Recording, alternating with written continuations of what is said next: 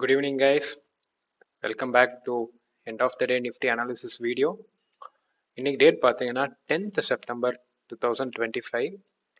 இன்னைக்கு நிஃப்டியில் என்ன மூவ்மெண்ட் நடந்திருக்கு அப்படின்றத தான் நம்ம இந்த வீடியோவில் பார்க்க போகிறோம். ஸோ ஆஸ் யூஷுவல் நம்மளோட ரெகுலர் கோஆர்டினேட்ஸ் ஃபஸ்ட்டு மார்க் பண்ணிடுறோம். Previous day high and previous day low mark பண்ணியாச்சு. News based support and resistance levels இது ரெண்டுமே நம்ம என்ன பண்ணுவோம்னா மார்க்கெட் ஆரம்பிக்கிறதுக்கு முன்னாடியே நம்மளுக்கு இந்த டேட்டா கிடச்சிரும். ஸோ அதனால் நம்ம வந்துட்டு அதை மார்க் பண்ணிடுறோம். அது போக நம்ம பார்க்குற விஷயங்கள் என்னடானா ஓஐ அண்ட் பிசிஆர் ஃபார் சென்டிமெண்ட். இன்னைக்கு நம்மளோட செட்டப்பில் ட்ரேட் வந்துச்சா இல்லை வந்துட்டு இன்னைக்கு நம்மளுக்கு எது எது கை கொடுத்துருக்கு, எந்தெந்த விஷயங்கள் நம்ம வந்துட்டு பார்த்துருக்கலாம், எதனால ட்ரேட் எடுத்திருப்போம் இல்லை ட்ரேட் எடுக்காமல் இருந்திருப்போம் அப்படின்றத எலாபரேட்டாக பார்ப்போம். ஸோ நீங்கள் நல்லா பார்த்தீங்கன்னாலும் தெரியும் previous day high and previous day low. ஏன்னா நேற்று வந்துட்டு ரொம்ப போரிங்கான ஒரு மார்க்கெட் தான். பாயிண்ட்ஸே நீங்கள் பார்த்தீங்கன்னாலுமே ஒரு கிட்டத்தட்ட ஒரு ஆல்மோஸ்ட் ஒரு 100 பாயிண்ட்ஸ் தான் மூவ்மெண்ட் இருந்துச்சு. ஆல்மோஸ்ட் 100 பாயிண்ட்ஸ் தான் மூவ்மெண்ட் இருந்துச்சு. நான் 100ன்னு சொல்ல மாட்டேன், ஒரு 80 to 90 பாயிண்ட்ஸ் தான் நேற்று ஃபுல் மூவ்மெண்ட். ஸோ அதை வச்சு தான் நம்மளுக்கு இன்னைக்கு சப்போர்ட் அண்ட் ரெசிஸ்டன்ஸ் கிடச்சிருக்கு. ஸோ சப்போர்ட் 2வும் ப்ரீவியஸ் டே லோவும் ஆல்மோஸ்ட் நியராக இருக்குது. ரெசிஸ்டன்ஸ் 1ம் ப்ரீவியஸ் டே ஹையும் ஆல்மோஸ்ட் சேமாக இருக்குது. ஸோ ஃபர்ஸ்ட் நம்ம வந்துட்டு 15 மினிட்ஸ் எந்த ஒரு ட்ரேடுமே எடுக்க மாட்டோம் அண்ட் டெசிஷனும் மேக் பண்ண மாட்டோம். மார்க்கெட் எந்த டைரக்ஷனில் வேணால் போகட்டும், அதுக்கு அடுத்து ட்ரேட் ஆப்பர்ச்சுனிட்டி வரட்டும். ஃபர்ஸ்ட் 15 மினிட்ஸ் நம்ம வந்துட்டு ஈவன் நம்ம கோஆர்டினேட்ஸை பிரேக் பண்ணாலும் நம்ம பொறுமையாக வாட்ச் தான் பண்ணணும். அதுக்கு அடுத்து தான் நம்ம வந்துட்டு ட்ரேடில் வந்துட்டு என்ட்ரி ஆகணும். ஸோ ஃபஸ்ட்டு கேண்டில் நான் வந்துட்டு வெர்டிக்கல் லைன் வச்சு மார்க் பண்ணியாச்சு. அதுக்கு அடுத்து பாருங்கள் நீங்கள் இன்றைக்கி ஆக்சுவலி நல்ல ஒரு கேப் அப். இந்த வெர்டிக்கல் லைனை தள்ளிடுறேன். நல்ல கேப் அப் இன்னைக்கு ஆக்சுவலி 25,000. ஆமாம், கரெக்டாக 25,000 கிட்ட ஓப்பன் ஆகிட்டு. ஆப்வியஸாக நான் சொல்லியிருக்கேன் நம்மளோட ஏர்லியர் வீடியோஸில் நீங்கள் பார்த்தீங்கன்னாலே தெரியும் ரவுண்ட் ஃபிகர் லெவல்ஸோட ஓஐ வந்துட்டு ரொம்ப பவர்ஃபுல்லான ஓஐ.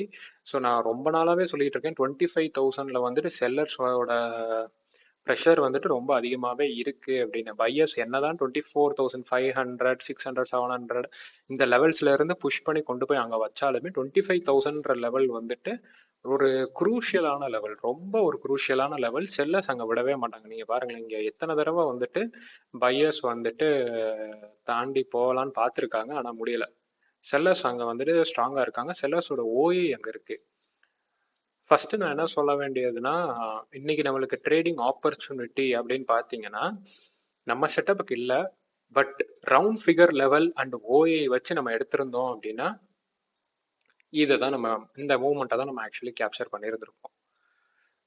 நம்மளோட 25,000 க்ளோஸ் ஆனதுக்கப்புறம் அங்கே இருந்து நம்மளோட தேர்ட் ரெசிஸ்டன்ஸ் வரைக்கும். ஆனால் பாருங்கள், அது ரொம்ப பெரிய ஒரு மூவ்மெண்ட்னா கிடையாது. நான் இன்னைக்கு வந்துட்டு என்ன ரெக்கமெண்ட் பண்ணுவேன்னா நோ ட்ரேட் அப்படின்றத தான் நான் ரெக்கமெண்ட் பண்ணுவேன். ஏன்னா இந்த மாதிரி போரிங்கான மார்க்கெட், இந்த மாதிரி மார்க்கெட்டில் நம்ம வந்துட்டு ப்ரீமியம் டிகே அப்படின்ற ஒரு கான்செப்டுக்குள்ளே போய் மாட்டிக்க கூடாது.